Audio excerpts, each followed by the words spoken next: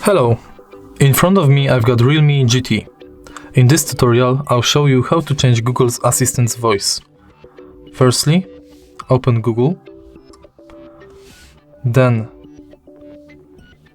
click More and Settings, next Google Assistant, scroll down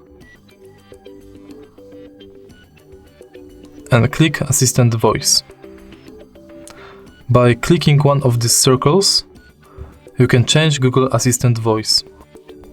Here are the voices you can pick for your Google Assistant. If you like this voice and want me to keep using it, just stop Up here.